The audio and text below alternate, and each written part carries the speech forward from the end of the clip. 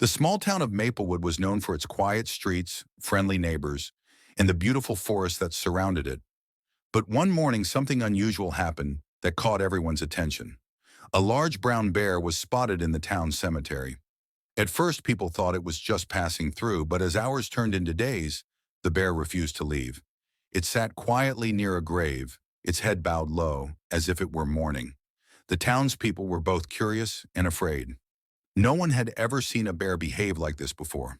Some thought it might be dangerous, while others felt a strange sense of sadness when they looked at it.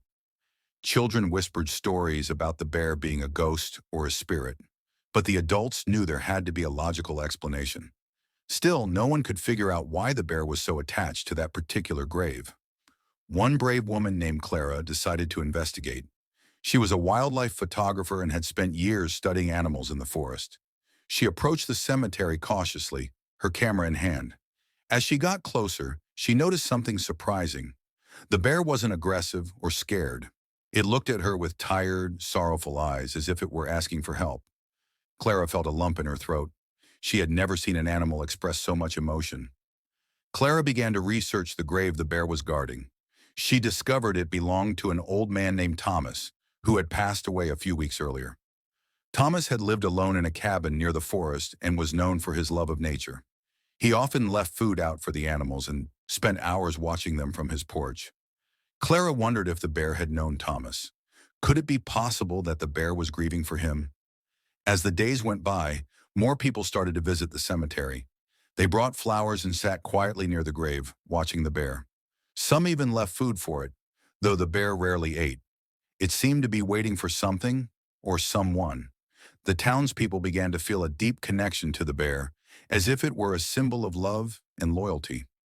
They started calling it Thomas's bear and shared stories about the old man and his kindness. By the end of the week, the bear's presence had brought the town closer together. People who had never spoken before were now sharing their thoughts and feelings. They realized that the bear's grief was a reminder of how much Thomas had meant to everyone and how much they meant to each other. But the mystery of why the bear refused to leave still remained. What was it waiting for? And what would happen next? Clara couldn't stop thinking about the bear and its connection to Thomas. She decided to visit Thomas's cabin to see if she could find any clues. The cabin was small and cozy, surrounded by tall trees and the sound of birds chirping. As she stepped inside, she noticed how everything was neat and organized, as if Thomas had just stepped out for a walk. On the wall, Clara found a photo of Thomas sitting on his porch with a young bear cub by his side. Her heart skipped a beat. Could this be the same bear? She looked closer and saw the kindness in Thomas's eyes as he gently patted the cub. It was clear that he had a special bond with the animal. Clara felt a wave of emotion. She realized that the bear wasn't just mourning. It was saying goodbye to someone who had been like family. Clara continued to search the cabin and found a journal on the table. She opened it and began to read. Thomas had written about his daily life in the forest, the animals he cared for, and his deep love for nature. One entry stood out. It was about the bear cub he had rescued years ago. The cub had been injured and alone, and Thomas had nursed it back to health. He named the cub Bruno and released it back into the wild when it was strong enough. But Bruno never truly left. He would often visit Thomas, and the two would spend hours together in the forest. As Clara read more, she learned that Thomas had known his time was coming to an end. He had written a letter to Bruno, thanking him for the joy he had brought into his life. Clara's eyes filled with tears. She realized that Bruno wasn't just waiting at the grave. He was keeping a promise to stay by Thomas's side, even in death. Clara decided to share her discovery with the townspeople. She gathered everyone in the town square and told them about Thomas's journal and the photo of Bruno. As she spoke, people began to cry. They had always known Thomas was a kind man, but they had no idea how deep his connection with Bruno went. It was a story of love, loyalty, and the unbreakable bond between humans and animals. The next day, more people visited the cemetery. They brought flowers, candles, and even small gifts for Bruno. Some sat quietly near the grave, while others whispered words of comfort to the bear. Bruno seemed to understand their kindness. He would look at them with his gentle eyes as if to say thank you. The town had become a place of healing, not just for Bruno, but for everyone who had loved Thomas. But as the days passed, Clara noticed something strange. Bruno was growing weaker. He barely moved from the grave, and his once strong body looked thin and tired. Clara knew that bears weren't meant to stay in one place for so long. She wondered if Bruno's time was running out too. What would happen if he stayed much longer? And what could she do to help him? Clara couldn't bear to see Bruno suffering. She knew that staying at the grave was taking a toll on him. Bears need to roam, hunt, and live in the wild. But Bruno refused to leave Thomas's side. It was as if he had made a silent promise to stay until the very end. Clara felt torn. She didn't want to force Bruno to leave, but she also couldn't watch him waste away. She decided to call a meeting with the townspeople. They gathered in the town hall, their faces filled with concern. Clara explained the situation and asked for their help. "Bruno is part of our town now," she said. "He's not just Thomas's bear, he's our bear. We need to find a way to help him, even if it means letting him go." The townspeople agreed. They came up with a plan to make Bruno's time at the cemetery as comfortable as possible. Some brought fresh food and water every day, while others built a small shelter to protect him from the rain. A group of children even made a sign that read, "Bruno's Garden," and placed it near the grave. It was their way of showing Bruno that he was loved. But despite their efforts, Bruno's health continued to decline. He barely touched the food, and his movements became slower and more labored. Clara knew they were running out of time. She spent hours sitting near the grave, talking to Bruno and stroking his fur.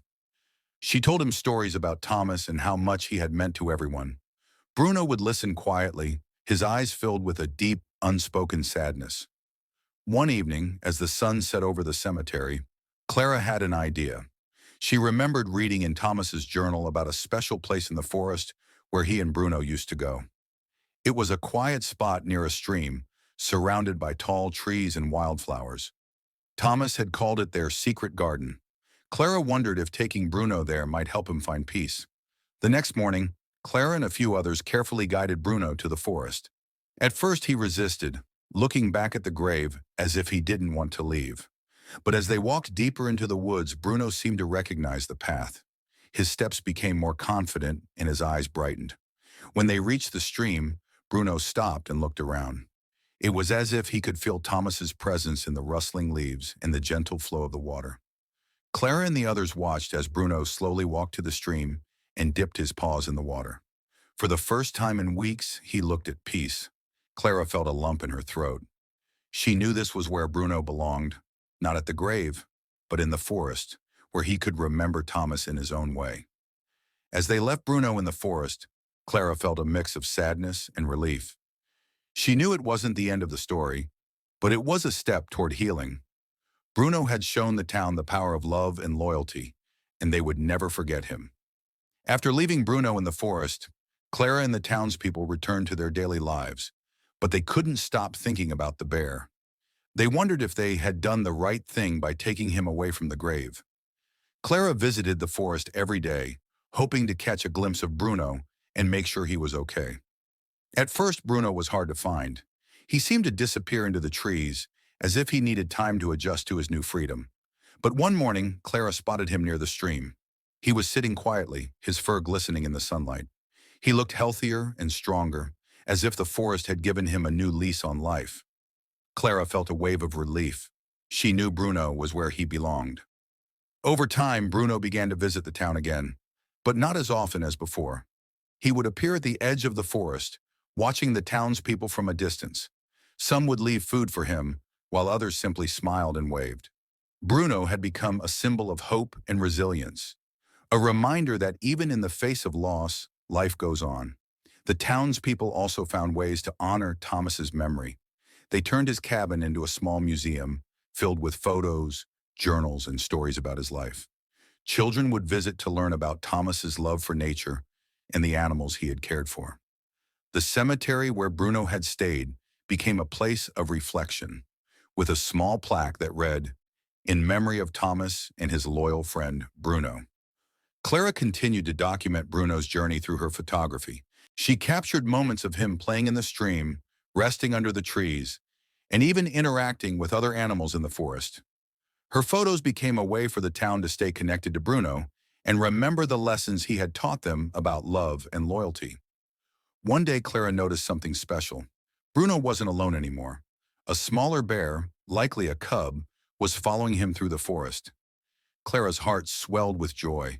It seemed Bruno had found a new purpose, to care for the next generation, just as Thomas had cared for him. She couldn't help but think that Thomas would have been proud. As the seasons changed, so did the town. The story of Thomas and Bruno had brought everyone closer together. They had learned to appreciate the simple things in life, the beauty of nature, the importance of kindness, and the power of love. Bruno's presence was a constant reminder that even in the hardest times, there is always hope. But Clara knew that Bruno's story wasn't over. There were still questions to be answered and lessons to be learned. What would happen to Bruno and the cub? Would he ever return to the cemetery? And how would the town continue to honor Thomas's legacy? As the months passed, Bruno and the cub became a familiar sight in the forest. The townspeople often saw them near the stream, playing in the water or foraging for food. Clara continued to visit, capturing their bond through her camera. She noticed how gentle Bruno was with the cub, teaching it how to fish and climb trees. It was as if he was passing on the lessons Thomas had once taught him. One day, Clara decided to follow Bruno and the cub deeper into the forest. She wanted to see where they spent their time and if they had found a new home. After a long walk, she discovered a small cave hidden behind a cluster of trees. Inside, she found signs that Bruno and the cub had been living there. Piles of leaves for bedding, scattered bones from their meals, and even a few of Thomas's old belongings. Clara realized that Bruno had brought pieces of his past into his new life, keeping Thomas's memory alive in his own way. The townspeople were amazed when Clara shared her discovery. They began to visit the cave, leaving small gifts like flowers or handmade trinkets. It became a special place for them, a symbol of the bond between humans and nature. Children would write letters to Bruno, thanking him for teaching them about love and loyalty. Even though Bruno couldn't read the letters, the townspeople believed he could feel their kindness. But not everyone was happy about Bruno's new life. Some worried that he was becoming too comfortable around humans and that it might put him in danger. Bears are wild animals after all, and they need to stay that way. Clara understood their concerns and decided to take action. She worked with wildlife experts to create a plan that would protect Bruno while allowing him to live freely in the forest. The plan included setting up boundaries around the town and educating people about how to interact with wildlife. Signs were posted to remind visitors not to feed or approach Bruno. The townspeople also organized cleanup days to keep the forest safe and healthy for all the animals. It was their way of showing respect for Bruno and the home he had made. As the years went by, Bruno grew older. His fur turned gray, and his movements became slower. The cub, now a full-grown bear, stayed by his side, just as Bruno had once stayed by Thomas's. Clara often wondered if Bruno thought about Thomas during those quiet moments in the forest. She liked to imagine that he did, and that Thomas's spirit was watching over him, proud of the life he had built. The town, too, had changed. Thomas's cabin had become a popular spot for visitors, and the story of Bruno had spread far and wide. People from all over came to see the forest and learn about the bear, who had touched so many hearts. But for the townspeople, Bruno was more than just a story. He was a part of their lives, a reminder of the love and loyalty that connected them all. One crisp autumn morning, Clara visited the forest and found Bruno resting near the stream. His breathing was slow and steady, and the younger bear sat quietly beside him. Clara knew that Bruno's time was coming to an end. She sat down a few feet away, watching as the sunlight filtered through the trees and danced on the water. It was a peaceful moment, filled with both sadness and gratitude. Bruno looked at Clara, his eyes soft and knowing. It was as if he was saying goodbye. Clara reached into her bag and pulled out the photo of Thomas and Bruno as a cub. She placed it gently on the ground near him. "You've done well, Bruno," she whispered. "Thomas would be so proud of you." That evening, the townspeople gathered in the forest to honor Bruno. They lit candles and shared stories about the bear who had taught them so much. Children sang songs and adults spoke about the lessons of love, loyalty, and kindness that Bruno had brought into their lives. It was a celebration of his legacy, a reminder that even in the face of loss, There is always something to be grateful for. The next morning, Clara returned to the stream. Bruno was gone. She knew he had passed peacefully, surrounded by the forest he loved. The younger bear was still there, sitting quietly near the water. Clara felt a mix of emotions, sadness for Bruno's passing, but also hope for the future. The younger bear would carry on Bruno's legacy, just as Bruno had carried on Thomas's. The townspeople decided to create a memorial for Bruno near the stream. They placed a stone with the words, "In memory of Bruno, a loyal friend and a symbol of love." It became a place for people to reflect, to remember, and to find peace. Clara continued to visit the forest, capturing the beauty of nature and the stories it held. She knew that Bruno's spirit would always be a part of the town, just as Thomas's was. Years later, the story of Thomas and Bruno was still told in Maplewood. It became a lesson for children, a reminder for adults, and a source of inspiration for anyone who heard it. The bond between a man and a bear had touched countless hearts, showing the world that love knows no boundaries, not even between species. Bruno's story reminds us that love and loyalty can transcend even the deepest losses, leaving behind a legacy that inspires generations. May Bruno's story remind you to cherish the bonds you share with others, whether human or animal, and to always carry kindness in your heart.